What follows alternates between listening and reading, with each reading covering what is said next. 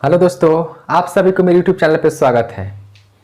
आइए आज हम लोग मेंडल के प्रयोगों को देखते हैं। और मेंडल के प्रयोगों को देखने से पहले हम लोग मेंडल के जीवन पे प्रकाश डालेंगे, यानी कि मेंडल के जीवन से जो भी जन्म कहाँ हुआ, कैसे हुआ, ये सब हम आपको इस वीडियो में बताऊंगा।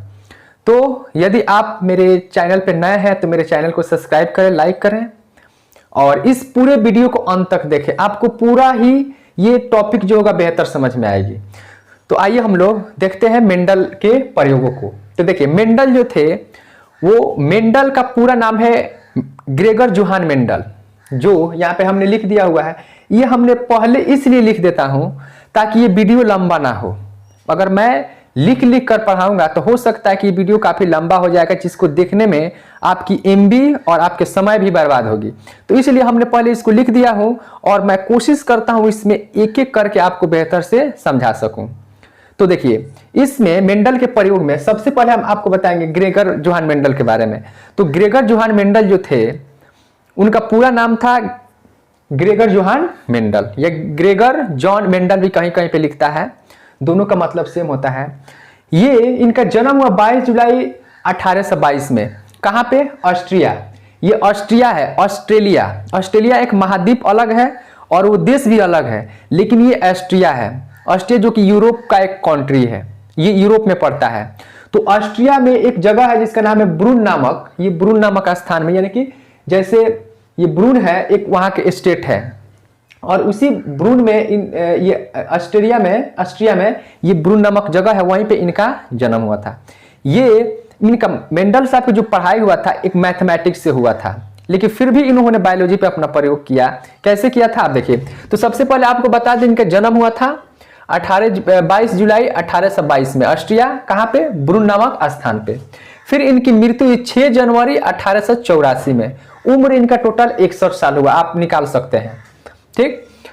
प्रयोग का समय, यानी कि इन्होंने अपने जो प्रयोग किया था, ये 1856 से प्रयोग अपना शुरू किया था और लगभग ये 1863 तक के बीच में इन्होंने किया था। लगभग ये 6 से 7 सालों तक ये अपना प्रयोग किया था मटर के पौधा पे। ठीक। इनकी मान्यता मिली सन 1900 में, इनकी मौत हो जाती। इन्होंने खोज करके बताया तो इनके खोजों की मान्यता नहीं मिली। जब इनकी मौत हो गई तो 34 साल के बाद इनकी खोजों को मान्यता 2 वैज्ञानिकों ने दिया था, कि जो कि नीदरलैंड के थे और एक इन्हीं के ऑस्ट्रिया के थे। उन्होंने मिलकर इनके प्रयोग का आगे बढ़ाया और तब इनकी खोज की मान्यता मिली थी। इनके खोज को दूसरे वैज्ञानिकों ने टच तक नहीं किया था, क्योंकि इनका जो पढ़ाई हुआ था वो मैथमेटिक्स से हुआ था और ये अपने प्रयोग में बहुत सारा मैथमेटिक्स का, सांख्यिकी का प्रयोग किया था, जो कि सबकी बस की बात नहीं था। जो मैथमेटिक्स पढ़ता था वही इनके प्रयोग को समझ सकता था। तो ये 2 वैज्ञानिक जो थे, उन्होंने ही इनके प्रयोगों को आगे की ओर बढ़ाया था। तो मान्यता सन 1900 में इनको मिली। प्रयोग किस पर किया था? मटर के पौधा पे। आपको ऑब्जेक्टिव में, यदि आप क्लास 10th के हैं तो ये आपको याद होना ही चाहिए, चाहे वो आप क्लास 10th के हो या 12 वाले हैं। आपको याद रखना है कि मेंडल की मान्यता कब मिली, खोज का मान्यता मिली सन 1900 में। प्रयोग किस पे किया था? मटर के पौधा पे। और मटर के पौधा, कौन सा मटर का पौधा था? तो उद्यान मटर के पौधा था। ये उद्यान मटर का मतलब होता है कि आवारा मटर। आप देखते हैं कि मटर का बहुत ऐसा पौधा होता है, यह सरसों का पौधा होता है जो कहीं भी छत पर जम जाता है और वहीं से वो फूल पकड़ लेता है। तो वो आवारा, यानी कि जो जिसको बोया नहीं जाता, जो खुद से जम जाता है, उसी को उद्यान मटर कहा जाता है। और ये बगीचे, ये एक चर्च के फादर थे। ये धर्म ईसाई से थे, यानी कि जो ग्रेगर जोहान मेंडल थे ये ईसाई थे। एक चर्च के फादर, जैसे मंदिर में पुजारी होता है, मस्जिद में मौलवी होता है, ठीक उसी तरह से जो चर्च होता है उस चर्च में पादरी होता है। तो ये पादरी का काम करते थे। लेकिन इनको पेड़ पौधा लगाना बहुत ही अच्छा लगता था, इनको बहुत मजा आता था पेड़ पौधों को लगाना, है ना, सबको लगाना चाहिए। तो ये पेड़ पौधों को, अपने मठ जो था ना, इनका जो चर्च था, चर्च के चारों तरफ इन्होंने बहुत सारा फूल पेड़ पौधा को उगा रखा था। उसी में मटर का पौधा भी था और उसी मटर के पौधा पे इन्होंने अपना एक्सपेरिमेंट किया था, अपना प्रयोग किया था। तो इस बात को आपको याद हो जाएगी कि मटर के पौधा पे ही मेंडल साहब ने प्रयोग किया था। इन्होंने मटर के पौधा पे कैसे प्रयोग किया था? इन्होंने, आप परागण पढ़े होंगे, पोलिनेशन, इन्होंने अपने हाथों से परागण कराया था। ठीक। किस तरह से इन्होंने क्या किया कि एक लंबा मटर के पौधा लिया और एक बौना मटर के पौधा लिया। आपको बता दें कि मटर के पौधे में बहुत सारा मटर के पौधों की प्रजातियां होती है, कुछ लंबे होते हैं, कुछ बौने होते हैं। किसी का बीज गोल गोल होता है, किसी का बीज जो होता है वो झुरीदार होता है, किसी के बीज जो होता है वो पीला होता है, किसी का ग्रीन यानी कि हरा होता है। तो मटर में बहुत सारा प्रजातियां होती है मटर की, और उसकी जीवन अवधि बिल्कुल कम होती है, यानी कि 1 महीना से कम होती है। इसलिए ही इन्होंने मटर के पौधा का ही चुनाव किया। अगर किसी दूसरे पौधे पे अगर इन्होंने प्रयोग करना होता तो ये प्रयोग काफी लंबे समय तक चलता, लेकिन इन्होंने मटर का ही पौधों का चुनाव इसलिए किया क्योंकि मटर का जो जीवन अवधि होता है बिल्कुल कम होता है और इस पे आसानी से प्रयोग किया जा सकता है। इसमें बहुत सारा गुण की मटर पाई जाती है, लंबा, बौना, गोल बीज, झुरीदार बीज, फिर पीला बीज, फिर हरा बीज, बहुत सारा इसमें पाया जाता है। इसलिए इन्होंने मटर के पौधा पे ही प्रयोग किया था। तो देखिए यहाँ पे इन्होंने मटर के पौधा पे प्रयोग किया था। ये 2 इन्होंने क्रॉस कराया था, संकरण कराया था। पहला था एक संकरी संकरण, यानी जिसको इंग्लिश में मोनोहाइब्रिड क्रॉस कहते हैं, और यहाँ पे द्विसंकरी संकरण जिसको डाई हाइब्रिड क्रॉस कहा जाता है। हम इसमें केवल एक संकरी, इस वीडियो में एक संकरी संकरण के बारे में जानेंगे। ये आपके एग्जाम के लिए बहुत ही इंपॉर्टेंट है, इसलिए आप इस पूरे वीडियो को अंत तक देखें, बहुत ही अच्छा लगेगा आपको। एक संकरी संकरण क्या होता है? एक संकरी संकरण, द्विसंकरी संकरण, इसमें ना लक्षण जो है ना एक ही लक्षण उन्होंने लिया था। अब ये लक्षण क्या है? जैसे लक्षण, अगर कोई मटर का पौधा है वो खूब लंबा है, खूब लंबा है, तो इसका लक्षण ये है कि वो लंबा है। एक पौधा है जो बौना है तो उसका लक्षण हो कि वो बौना। जैसे एग्जांपल आपको समझा दूं, जैसे आप हैं, यदि आप गोरे हैं तो आपका एक लक्षण वो हो गया। लक्षण मतलब होता है पहचान, कि आपके अंदर एक गुण है। लक्षण मतलब एक गुण, एक क्वालिटी है। आप लंबे हैं, आपका गुण है, यानी कि आपका एक लक्षण हो कि आप लंबे हैं। कोई बौना है तो उसका लक्षण है कि वो बौना है। आप गोरे हैं, आपका ये लक्षण है। कोई काला है, वो उसका लक्षण है। आपका बाल का कलर क्या है? बिल्कुल, अगर व्हाइट है तो वो भी आपका एक लक्षण हो जाएगा, ब्लैक है वो भी आपका एक लक्षण हो जाएगा। तो आपसे पूछा जाए कि एक संकरी संकरण क्या है, तो एक संकरी संकरण क्या आपके मतलब होता है? इसमें उसी पौधा को, यानी कि मटर का वही पौधा लिया जाएगा जिसमें एक ही लक्षण को इसमें प्रदर्शित करना है। हम आपको ये लक्षण क्या होता है हम अभी आपको बताएंगे। तो चलिए हम लोग पढ़ते एक संकरी संकरण। जनक, जनक का मतलब होता है पेरेंट्स। पेरेंट्स के मतलब जो जिससे हम लोग जन्म लेते हैं। तो इन्होंने क्या किया कि एक लंबा पौधा लिया, एक बौना पौधा लिया था। ये दोनों मटर का ही पौधा है। अब एक चीज आपको यहाँ पे दिख रहा होगा कि ये सिंबल जो हमने दिया हुआ है, ये देखिए, ये जो लंबा है ये है ना, ये मेल को दिखाएगा, मेल यानी कि नर वाले भाग को दिखाएगा, और ये फीमेल को दिखाएगा। जो मेंडल साहब ने जो पौधा लिया था, एक लंबा एक बौना, तो दोनों मेल नहीं लिया था, दोनों नर नहीं लिया था, एक मेल और एक फीमेल लेना है। अगर देखिए लंबा वाला यदि मेल है तो बौना जो होगी ये फीमेल होना चाहिए। अगर ये बौना मेल है तो ये फीमेल होनी चाहिए।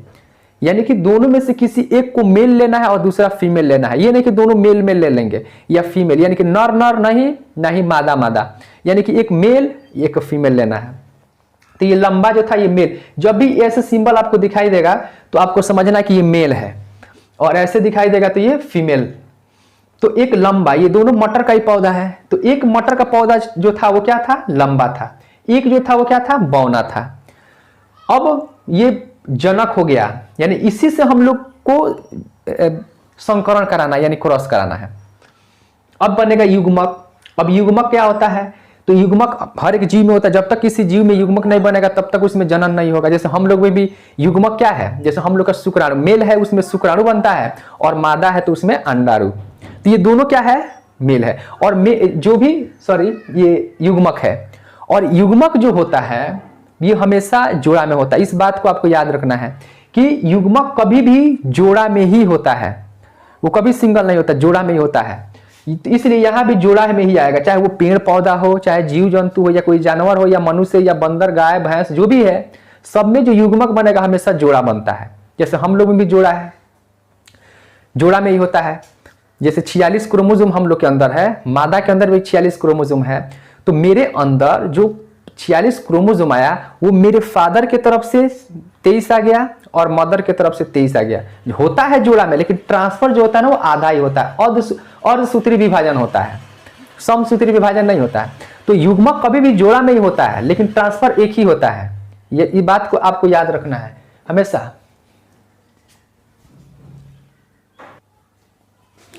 तो युग्मक जो होता है हमेशा किस में होता है? जोड़ा में होता है, लेकिन ट्रांसफर कितना होता है? एक होता है। तो इसलिए हमने युग्मक जो दिया, लंबा जो है, लंबा पौधा, इसका भी युग्मक जोड़ा में होगा, कैपिटल टी इसको डिनोट करेंगे। और यहाँ पे बौना जो था इसको भी यहाँ पे डबल लिए हैं, क्योंकि युग्मक जो होता है हमेशा जोड़ा में होता है। लेकिन यहाँ पे लंबा जो था इसी का जस्ट यहाँ पे अपोजिट लेना, यानी कि स्मॉल टी लेना होता है यहाँ पे। अब ये सोच रहे कि यहाँ पे सर लंबा टी था तो यहाँ पे ले लिए, यहाँ पे डी था तो डी लेना चाहिए, ऐसे नहीं होगा। आप यहाँ पे जो भी लेंगे इसका स्मॉल यहाँ पे लेना होता है आपको, यहाँ पे इसका जो भी होगा स्मॉल होगा। तो ये युग्मक हो गया, कैपिटल टी, और बौना के लिए क्या हो गया? Small T. अब ये होगा प्रभावी, कैपिटल टी जो होगा वो प्रभावी होगा, और ये जो होगा वो अप्रभावी होगा। अब ये प्रभावी क्या है? तो प्रभावी जो अपना प्रभाव दिखाता है, यानी जो दिख गया वो प्रभावी, जो नहीं दिखा वो अप्रभावी। अब ये प्रभावी के लिए समझाने के लिए आपको एग्जांपल दो। 1 लीटर आपके पास दूध है और 1 लीटर आप पानी, दोनों को जब आप मिक्स करेंगे तो उसमें दिखाई क्या देगा? उसमें दिखाई देगा दूध दिखाई देगा। तो दूध हो जाएगा प्रभावी, और पानी उसी के अंदर है लेकिन वो दिखाई नहीं देगा, तो वो हो जाएगा अप्रभावी। उसी तरह से जब क्रॉस कराते हैं और क्रॉस कराने के बाद से जो दिख गया वो प्रभावी होगा, जो नहीं दिखता है वो, जो दिख गया वो प्रभावी, जो नहीं दिखता है वो अप्रभावी होता है। जिस तरह से दूध और पानी मिलाए, दूध दिखाई देगा, पानी दिखाई नहीं देगा, वो तो दूध दिखाई दे रहा है इसलिए वो प्रभावी होगा, अब पानी नहीं दिखाई दे रहा वो अप्रभावी होगा। ठीक, जिस तरह से पानी ले लेंगे आप और उसमें चीनी डालकर आप उसको घोलिए, कुछ देर तक जब आप घुलते जाएंगे तो उसमें केवल पानी दिखाई देगा कुछ देर के बाद, और चीनी उसमें गायब। अभी चीनी गायब हो गई, इसका मतलब उसमें से खत्म नहीं होगा, उसी पानी के अंदर ही वो चीनी है लेकिन वो दिखाई नहीं देगा। तो इसलिए चीनी जो होगा वो अप्रभावी हो जाएगा, जो पानी होगा वो क्या होगा? प्रभावी हो जाएगा। बहुत सिंपल है। तो प्रभावी और अप्रभावी हम आपको बताएंगे कि जो दिख रहा है वो प्रभावी हो जाएगा, जो नहीं दिखेगा वो अप्रभावी। तब युग्मक है, युग्मक में से युग्मन जब बनाएंगे तो युग्मक अभी बताएं कि होता है जोड़ा में है, लेकिन ट्रांसफर कितना होगा? 1 हो जाएगा। इसमें से 1 आ गया यहाँ पे, तो कैपिटल टी, और इसमें से भी 1 आएगा तो ये स्मॉल टी होगा। लेकिन अब ये जो पौधा बना, युग्मक जो ये जाइगोट बना, ये क्या बनेगा? लंबा बनेगा। तो इस लंबा में कैपिटल टी है, स्मॉल टी है, तो ये प्रभावी, कैपिटल टी क्या होगा? प्रभावी, क्योंकि यहाँ पे लंबा और बौना दोनों का गुण इसके अंदर है, लेकिन दिखाई क्या दे रहा है? लंबा। तो इसलिए कैपिटल टी लंबा यानी कि प्रभावी होगा, स्मॉल टी क्या होगा? अप्रभावी। अब इसका मतलब ये नहीं कि इस पौधा के अंदर स्मॉल टी का यानी कि अप्रभावी का गुण नहीं है, यानी कि बौना का गुण नहीं है, बौना का भी गुण उसके अंदर रहेगा लेकिन वो दिख नहीं रहा है। हम इसको आगे दिखाते हैं। तो अब ये लंबा हो गया। अब इसी को लेकर मेंडल साहब ने किस तरह से क्रॉस कराया था हम यहाँ पे दिखते हैं। तो ये देखिए लंबा, कैपिटल टी आपको देख लीजिए, कैपिटल टी मतलब क्या होगा? लंबा, और ये क्या है? बौना। अभी दोनों को लेकर उन्होंने क्रॉस कराया था। जब दोनों का लेकर इन्होंने क्रॉस कराया तो देखिए क्या होता है, कैसे क्रॉस कराना है, बहुत सिंपल, आप इसको ध्यान से देखेंगे। कैपिटल टी स्मॉल टी, ये सिंबल आप लोग देख रहे होंगे, ये देखिए कैपिटल टी स्मॉल टी हो गया। फिर इसी से आपको इस दूसरे वाले में क्रॉस कराना है, तो कैपिटल टी स्मॉल टी, फिर कैपिटल टी और फिर स्मॉल टी यहाँ पे हो जाएगा, फिर कैपिटल टी स्मॉल टी यहाँ पे हो गया। टोटल कितना पौधा प्राप्त हुआ? 4 पौधा प्राप्त हुआ, 1 2 3 और ये 4 पौधा प्राप्त हुआ। और इसको मेंडल साहब ने पीढ़ी 1 बोला, फिलियर फर्स्ट हुआ ये। तो पूछा जाता है ना कि मेंडल के एक संकरित संकरण में टोटल पीढ़ी 1 में पौधों की संख्या क्या है? तो पौधों की संख्या यहाँ पे कितना है? 4 है, 4 पौधा बना, और चारों के चारों क्या बन गया? लंबा बन गया। चारों के चारों क्या बना? लंबा। अब इस चारों के चारों लंबा बन गया, इससे क्या पता चलता है कि लंबा वाला अपना गुण जो है उस पर प्रदर्शित किया, अब बौना वाला अपना प्रभाव नहीं दिखाया, यानी कि लंबा वाला अपना प्रभाव दिखा रहा है इसलिए वो प्रभावी हो गया, और बौना वाला अपना प्रभाव नहीं दिखा रहा है इसलिए वो क्या हो जाएगा? अप्रभावी होगा। तो लंबा, इस पीढ़ी 1 में सारे के सारे पौधे जो वो सारे के सारे क्या बन गए? लंबे बन गए। अब मेंडल साहब ने क्या किया ना कि फिर इसको लेकर पुनः इसका क्रॉस कराया, यानी कि फिर इसमें से किसी 2 को लेना है, फिर मेल नहीं लेना है, फीमेल नहीं लेना है, आपको मेल और फीमेल लेना है। फिर इसमें से 2 पौधा उन्होंने लिया, एक ये कैपिटल टी स्मॉल टी, इसमें ये हो जाएगा मेल और ये फीमेल, और फिर इन्होंने इस चारों में से 2 को लेकर पुनः इस पे फिर क्रॉस कराया था इसको, ठीक ना, फिर इन्होंने क्रॉस कराया तो क्या देखा, फिर जो इस ऊपर क्रॉस कराया है उसी तरह से नीचे भी कराना है। कैपिटल टी के साथ में करेगा तो कैपिटल टी क्या हो जाएगा, हो गया। फिर कैपिटल टी स्मॉल टी, यहाँ पे कैपिटल टी स्मॉल टी हो गया। फिर यहाँ पे small T capital T small T, और फिर स्मॉल टी और स्मॉल टी यहाँ पे बन गया। आप इसको थोड़ा सा ध्यान देंगे कैसे हम क्रॉस करा, कैपिटल टी हो गया। फिर कैपिटल टी और स्मॉल टी, यहाँ पे देखिए कैपिटल टी स्मॉल टी, और यहाँ पे स्मॉल टी और कैपिटल टी स्मॉल टी, और यहाँ पे स्मॉल टी हो गया। और इसको मेंडल साहब ने पीढ़ी 2 बताया, और पीढ़ी 2 में जब उन्होंने क्रॉस करा कर देखा तो पौधों के प्रकार उन्होंने देखा कि एक शुद्ध लंबा, देखिए कैपिटल टी यहाँ पे देखिएगा, कैपिटल टी शुद्ध लंबा है, स्मॉल टी शुद्ध बौना है। तो यहाँ पे देखिए कैपिटल टी एक शुद्ध लंबा है, 2 गो अशुद्ध लंबा हुआ, ये अशुद्ध यानी इसी के अंदर वो गुण छुपा हुआ, बौना वाला का भी गुण उसी में छुपा हुआ, लेकिन वो दिख नहीं रहा है, उसी में है। तो कैपिटल टी स्मॉल टी, और ये स्मॉल टी यानी कि ये शुद्ध बौना है। और इसी आधार पे उन्होंने क्या लक्षण प्रारूप अनुपात बताया। और लक्षण प्रारूप अनुपात क्या है कि लक्षण कौन ज्यादा अपना लक्षण प्रदर्शित कर रहा है, तो आप ही थोड़ा सा बताइए कि सबसे ज्यादा लक्षण किसका प्रदर्शित हो रहा है, लंबा वाला का। क्योंकि देखिए यहाँ पे 75% ऐसे पौधे हैं कि जो लंबे हो गए, मात्र 25% ही बौना होता है। ये 75% लंबा और मात्र 25% पौधा ही बौना हुआ। तो अब 25% और 75%, ज्यादा कौन है, 75, यानी कि लंबा वाला अपना ज्यादा प्रभाव दिखा रहा है, अब बौना वाला कम अपना प्रभाव दिखा रहा है। तो इसलिए इसी आधार पर लक्षण प्रारूप जो अनुपात है उन्होंने बताया कि शुद्ध लंबा यानी कि लंबा कितना हुआ अब बौना कितना हुआ, बस यही 75% लंबा अब 25% बौना। तो ये 3 अनुपात 1, यानी कि ये भी लंबा है, ये भी लंबा है और ये भी लंबा है। तो टोटल 3 हो जाएगा, 3 गो लंबा, 4 पौधा है और 4 पौधा में से 3 गो लंबा हो गया, 1 गो बौना हो गया। तो 3 अनुपात कितना हो गया, 1 हो गया, 3 अनुपात 1। ये आपको इंपॉर्टेंट है, ये आपको याद रखना है कि लक्षण प्रारूप अनुपात पता नहीं, जिसको इंग्लिश में फिनोटाइपिक रेशियो कहा जाता है, कितना है 3:1 है, याद रखना। अब जीन प्रारूप अनुपात की जीन किसका कितना ट्रांसफर हो रहा है, तो यहां पे देखिए शुद्ध लंबा कितना है, कितने जीन इसका शुद्ध लंबा 25%, 50% जो होगा अशुद्ध लंबा, और 25% फिर हो जाएगा शुद्ध बौना। तो जीन किसका ज्यादा ट्रांसफर हो रहा है, लंबा का या बौना का, लंबा का ज्यादा जीन ट्रांसफर होगा। यहां पे देख लेंगे आप जीन प्रारूप अनुपात में कि शुद्ध लंबा 1, देखिए यहां पे शुद्ध लंबा कितना है, ये रहा शुद्ध लंबा 1 हो गया।